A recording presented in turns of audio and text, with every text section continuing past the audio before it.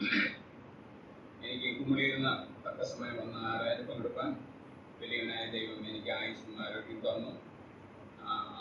ഇവിടെ ഞാൻ ഇന്ന് പുതിയതാണ്, ചില സഹോദരന്മാരെ എനിക്ക് പരിചയമുണ്ട്. എന്നാൽ പ്രത്യേകിച്ച് ഞാൻ ഇന്നും ഈ സമയം ഓർത്ത് പ്രാർത്ഥിക്കുന്ന ഒരു സഹോദരൻ.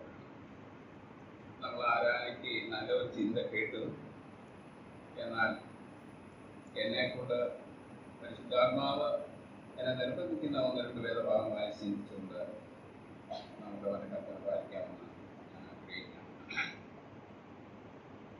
കർത്താവ് യേശുക്രിസ്തു ജനിക്കുന്നതിന് മുമ്പ് 1000 വർഷത്തിന് മുമ്പ് ദാവീദ് പറയുന്ന ഒരു ചിത്രത്തിലുമാണ് വായിക്കുന്നത്. 103 അവൻ ചെയ്ത ഉപകാരങ്ങളൊന്നും പറഞ്ഞു. ദാവീദിന്റെ കാലം കഴിഞ്ഞ് നമ്മള് 2024 ജീവിക്കുന്ന എനിക്ക് നിങ്ങൾക്ക് വായിക്കാൻ ആ സങ്കീർത്തനം എടുക്കുമ്പോൾ അവൻ ചെയ്ത ഉപകാരങ്ങളൊന്നും മറക്കരുത്. എന്താണ് മറക്കാതിരിക്കാനുള്ള കാര്യം എന്നുള്ളതാണ് നമുക്ക് ചിന്തിക്കാനുള്ളത്. 48 സങ്കീർത്തനത്തിൽ ഒരു വാക്യം ഇങ്ങനെ കാണുന്നുണ്ട്. 49:7 അവിടെ അതിന്റെ 2ാമത്തെ വരി തൊട്ട് എന്നേക്ക് ജീവിച്ചിരിക്കേണ്ടതിന് അവനെ വീണ്ടെടുക്കാനോ ദൈവത്തിന് വീണ്ടെടുപ്പ് വില കൊടുക്കാനോ ആർക്കും കഴിയില്ല.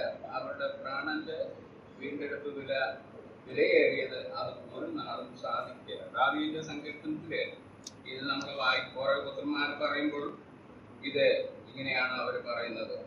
ദൈവത്തിന് വീണ്ടെടുപ്പ് കൊടുക്കാനോ എന്നേക്ക് ജീവിച്ചിരിക്കേണ്ടതിന് ആർക്കും സാധിക്കില്ല എന്നാണ് പറയുന്നത്. എന്നാൽ ഇവിടെ എഫേസ്യ ലേഖനത്തിൽ നമ്മൾ വായിക്കാം 2-ാം അധ്യായത്തിന്റെ 4-ാം വാക്യം.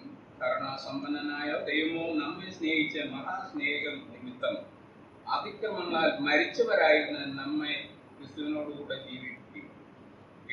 അവിടെ അത് വീണ്ടെടുപ്പ് വില കൊടുക്കാൻ ആർക്കും സാധിക്കില്ലെന്ന് പറയുമ്പോൾ ഇവിടെ നമ്മൾ അതിന്റെ ഒരു തെളിവ് പറയുന്ന കരുണാസമ്പന്നനായ ദൈവമോ നമ്മെ സ്നേഹിച്ച മഹാസ്നേഹമിത്തം അതിക്രമങ്ങളാൽ മരിച്ചവരായിരുന്ന നമ്മെ ക്രിസ്തുവിനോടൊക്കെ ജീവിക്കും. അവിടെ പറഞ്ഞ വീണ്ടെടുപ്പ് വില കൊടുക്കുവാൻ ആർക്കും സാധിക്കില്ലെന്ന് പറയുമ്പോൾ എഫേസ്യലേഖനം വായിക്കുന്ന കർത്താവിനോട് ക്രിസ്തുവിനോട് കൂടെ നമ്മളെ ജീവിപ്പിച്ചിരിക്കും. മരിച്ചവരായിരുന്ന നമ്മൾ ആദാമിന്റെ പിന്തുടർന്നാണ് എനിക്കും നമുക്കും എന്നേക്കുമായിട്ട് നിത്യനാശത്തിലേക്ക് പോകാനിരുന്ന ആ ദേഹിയുള്ള ശരീരം അളന്നു പോയപ്പോൾ നമുക്ക് അത് ലഭിക്കാൻ വേണ്ടി കർത്താവായ യേശു ക്രിസ്തു തന്നെ നിർമ്മിച്ച ആ വന്ന ഹവ്വയെ അവിടെ പിന്തുടർന്ന എനിക്കും നമുക്കും ആ വീണ്ടെടുപ്പ് വില കൊടുക്കുവാനായിട്ട് കർത്താവായ യേശു ക്രിസ്തു ഈ ലോകത്തിൽ 2000 വർഷം വന്നു. കർത്താവായ യേശു ക്രിസ്തു വീണ്ടെടുപ്പ് വില കൊടുത്തത് തന്റെ ശരീരം കൊടുത്താണ്. അവിടെ രക്തം ചൊരിഞ്ഞില്ലാതെ വിമോചനമില്ല എന്ന് നമ്മൾ വായിക്കുന്നു. അവന്റെ അടിപ്പണ സൗഖ്യമൊന്നും നമ്മൾ വായിക്കുന്നു. കർത്താവായ യേശു ക്രിസ്തു ഈ ലോകത്തിൽ വന്ന് തന്റെ ജീവൻ കൊടുത്തു. ആ രക്തത്തിലുള്ള ആ ജീവൻ എനിക്കും നിങ്ങൾക്ക് നമ്മൾ പ്രാർത്ഥനയുടെ കുറച്ച് നിത്യജീവൻ. നമ്മൾ ഈ ലോകത്തിൽ ജീവിക്കുമ്പോൾ മരിച്ചു പോകും, എന്നാൽ നമുക്കൊരു നിത്യജീവൻ. പിന്നെ കർത്താവ് വരുമ്പോൾ നാം ഒരുത്തർക്ക് നിത്യകാലം വാഴുവാൻ നമ്മളെ തെരഞ്ഞെടുക്കുക വലിയ ഭാഗ്യം. അതാണ് അവനോട് ജീവിച്ചിരിക്കേണ്ടതിന് വില കൊടുക്കാൻ സാധിക്കില്ലെന്ന് പറയുമ്പോൾ കർത്താവായ യേശു ക്രിസ്തു നമ്മളെയും അവൻ മഹാസ്നേഹത്തിൽ നമ്മളെ നിത്യജീവൻ നൽകുവാൻ വേണ്ടിയിട്ട് ഈ ഭൂമിയിൽ വന്ന് നമ്മളെ വീണ്ടെടുത്തിരിക്കുകയാണ്. ദാവീദിന്റെ സങ്കീർത്തനത്തിൽ വായിക്കുമ്പോഴത്തേക്ക് നാശകരമായ കുഴിയിൽ കുടഞ്ഞ ചെറ്റിൽ കിടന്ന് അവനെ കയറ്റി എന്നാണ്.